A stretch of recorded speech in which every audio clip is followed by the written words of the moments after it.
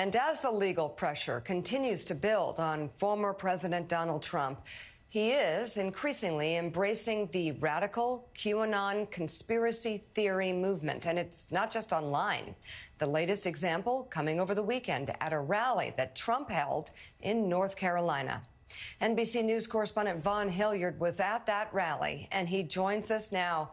So, Vaughn, tell us about the rally. What did he say? What stood out to you? You know, it was 1 week ago at a rally when, at the end of his remarks, the song started playing that folks in the crowd recognized as being nearly identical to the QAnon theme song.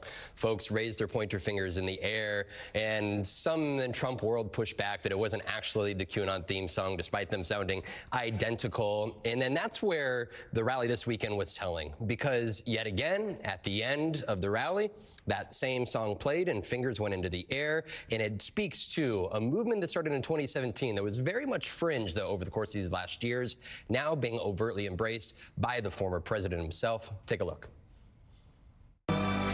It seems like this when Donald Trump's embrace of QAnon became clear. We will fight for America like no one has ever fought before. The former president at rallies over the last week, closing with the song. And in no condition to lead our country. The music, I think it's where we go one, we go all. That's the title of the QAnon conspiracy movement theme song. And Trump has reposted a flurry of QAnon memes on his social media account. But now QAnon's conspiracy theories have become vast and violent. I believe he has the military behind him, and I believe that he's going to be gone. What does that mean, gone? He's going to go to jail for treason. Will the military help Donald Trump with that? What does that look like? Yes, that's what I believe. The movement believes there's a cabal of Satan-worshipping pedophiles and hopes that Donald Trump will wage a secret battle with the military to reclaim power, arresting and even executing government officials, Democrats, Hollywood figures, and other elites. Do you believe, like, Democratic leaders should be executed? Anybody that's treason. The reach of the QAnon movement is enormous. And you're seeing the ideas of QAnon worm their way into places that they never would have before. But the QAnon movement has become more than memes, slogans in internet rabbit holes. My dad thought that he'd carry out martial law. Donald Trump would. Yeah. 21-year-old Rebecca and other close family members say her father grew isolated working from home during the pandemic and became so obsessed with QAnon that he grew paranoid. He got a gun and tried to kill everyone in my family, and he would have tried to kill me too if I was there. On September 11th, he killed Rebecca's mother, the family dog, and shot her sister. He was then killed in a standoff with police, who say they are investigating any specific motive, which is yet to be determined. How was your dad before this? He was a totally different person, and I can say I think I started grieving him before this happened.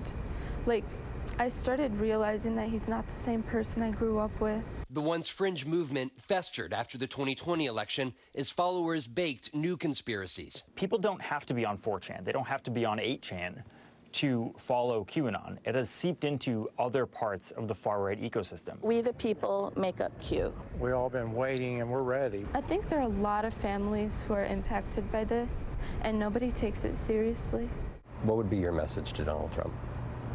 I just think you should have some integrity and try to denounce these people. I just want to underscore Rebecca's story here, and the fact that Rebecca, just 2 weeks after her mother was killed, her sister was shot, the family dog killed, she agreed to speak with us. There are families around this country who have similar stories, potentially not maybe the violence, but in terms of family members that have gone down this very dark, dangerous hole, isolating themselves, paranoia. Those first two folks at the Trump rally that you heard from that we talked to, those were the very first two people we asked if they'd go on camera, not knowing that they believed wholly in the QAnon movement. And I think it's important when we talk about this, it's a dangerous, dark, violent path here. We're talking about execution, the mass arrest of government officials, Hollywood figures, taking them to Guantanamo Bay and then executing them. this isn't just a few people. This is folks around the country that are believing this movement. And the issue with Donald Trump's embrace is that it is now seeping into the mainstream of the Republican Party. This is an entanglement of conspiracy theories here. And when we hear about the deep state, or when we hear about the idea of groomers, I mean, these are extensions of the QAnon conspiracy movement. So while and not everybody within the Republican Party are Trump supporters. We talked to several that pushed back and said they wish Donald Trump would not embrace it. The elements of these conspiracy theories have percolated over these last, especially 2 years, and seeped into this culture war that the Republican Party has held on to. And when you look at these rallies, Wilmington, North Carolina, it's not the biggest town in America, yet you still had 3,000 to 4,000 people there. And of course, not everybody believes in this grand conspiracy theory. At the same time, when you look at these images, you look at these videos, you go and talk to folks, there are too many that believe in this dark, dark, violent path, guys. Yeah, and they go to extremes to show their belief. NBC's Von Hilliard, thank you very much. That was an absolutely gripping and jarring report. Again, it shows the dangers that cults have on vulnerable people.